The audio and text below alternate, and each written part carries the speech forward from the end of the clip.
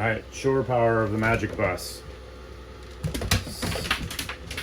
First thing we got to do is make sure that everything's off. So going from left to right when we're shutting things off, the AC control panel's off, the AC master breaker's off, shore's off, water maker's off, everything here is listed as off.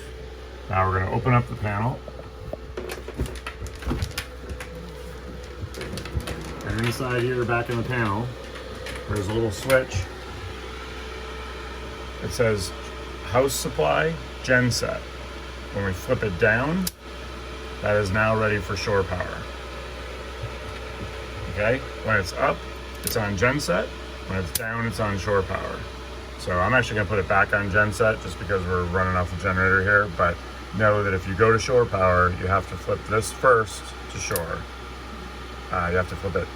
So it shouldn't be towards genset where it is now, it should be down. Okay, go ahead. Ready? Mm-hmm. All right, so back to shore power. There's a main breaker right here.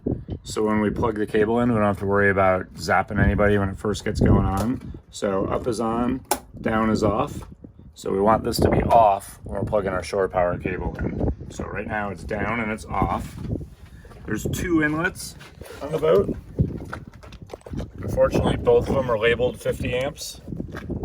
So, you know, they're both labeled 50 amps. The left one is the 50 amp fuse, or the one on the port side of the boat.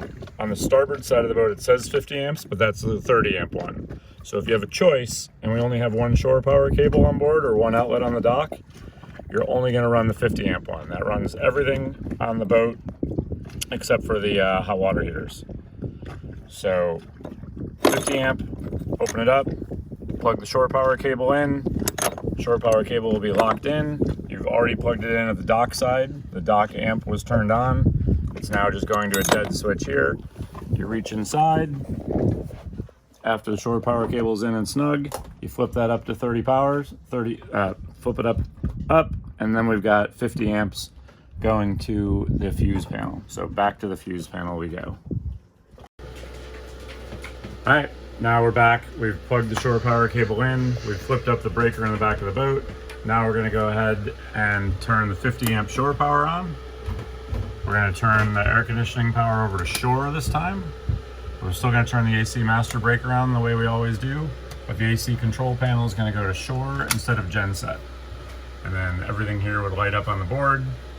The 110 may take a little bit of time to light up because it still has to go through the inverter, and sometimes the inverter takes 10 minutes to turn on if the battery power voltage was below 11 when you start this process.